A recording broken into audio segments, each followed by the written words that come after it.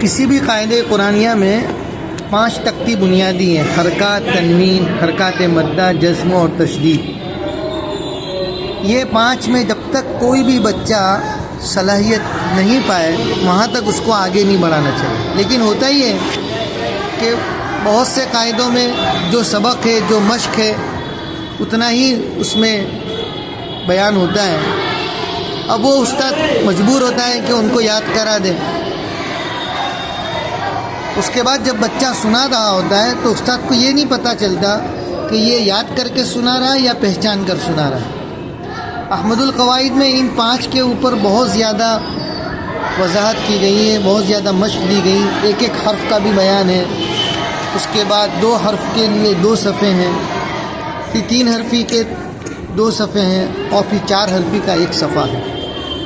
تو یہاں پر سیر حاصل بحث ہونے کی بنا پر استاد کے پاس موقع ہوتا ہے کہ وہ بچے کو بغیر پڑھائے خود سے بچہ پڑھ کر سنائے، تو اطمینان ہو جاتا ہے کہ یہ بچہ پہچان کر سنا رہا ہے۔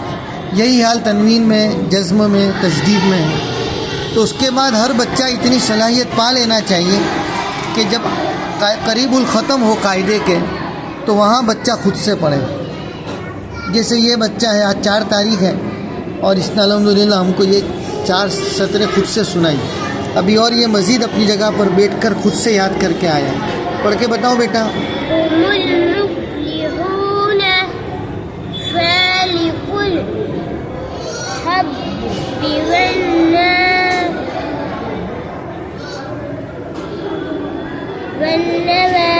شاباش، پھر سے بولے، یہاں سے واو سے نون مشدد کا گننا کرو۔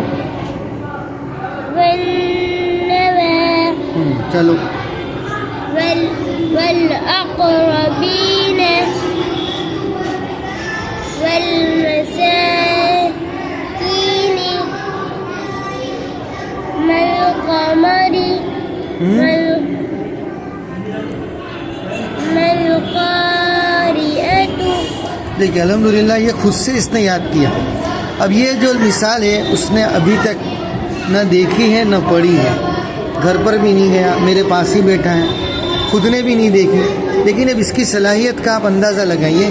یہ ایسی صلاحیت جب ہر بچے میں پیدا ہو جائے تو پارے ام میں، الف لام میم میں استاد کو اتنی سب محنت نہ کرنی پڑے۔ وہاں محنت اسی لیے کرنی پڑتی ہے کچھ بچوں پر کہ یہ قاعدہ وہ رٹ کر ختم کر لیتے۔ جیسے میں نے بتایا کہ بچہ پڑھ رہا ہے تو استاد کو پتہ ہی نہیں چلتا ہے کہ یہ پہچان کر پڑھ رہا ہے یا رٹ کر پڑھ رہا ہے۔ ابھی یہ دیکھیے اس کی پہچان کتنی مضبوط ہے انشاءاللہ کہ یہ خود سے پڑھ لے گا، جس میں ساری تقریباً بحث آ گئی۔ پڑھو بیٹا یہ یہاں سے یہاں تک۔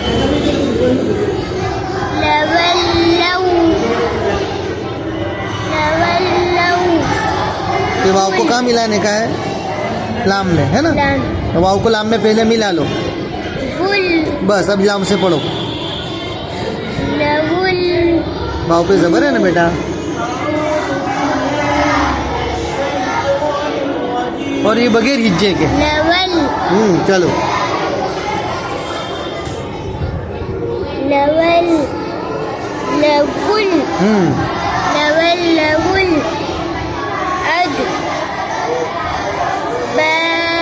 ماشاء اللہ، پھر سے پڑھو بیٹا۔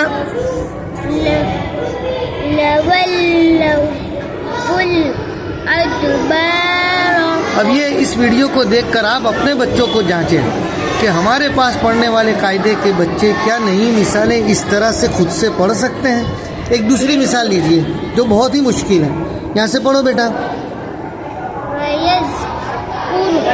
اب یہ را کو کس میں ملانے کا؟ سین میں۔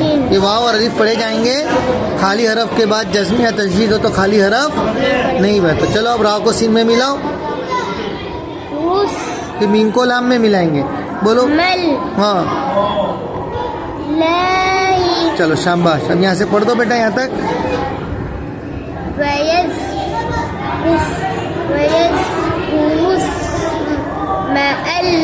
یہ علی پڑھنے کا، میم کو لام میں ملائیں گے نا۔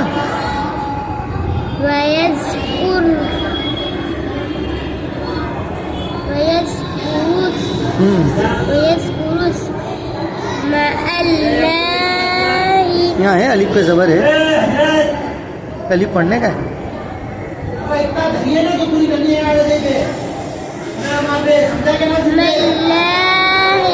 ابھی آگے قاعدہ آئے گا اللہ کا میم کے زبر ہو پہلے زبر اللہ کے لام سے پہلے تو اس کو پور پڑھنے کا مَلَّهِ. والله پھر سے پڑھو. ويذكر اسم الله. اب یہ ایسا بچہ جب کبھی قاعدہ ختم ہونے میں ابھی تقریباً 20 صفحات باقی ہیں انشاءاللہ اور اس کی صلاحیت بنے گی. اب ایسا بچہ پارے ہم بھی اسی طرح پڑھے گا تو اندازہ لگا سکتے ہیں کہ الف لام میم میں اس بچے کی بنا پر استاد کو بہت زیادہ تکلیف اور مشقت نہیں اٹھانی پڑے گی اس بچے کے اوپر.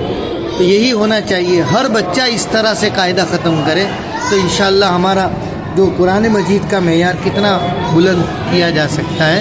تو اس کی طرف توجہ کرنے کی ضرورت ہے کہ قاعدہ ایسے پڑھاؤ کہ بچہ رٹ کر نہ پڑھے بلکہ پوری طرح پہچان ہو تبھی اس کو آگے بڑھایا جائے.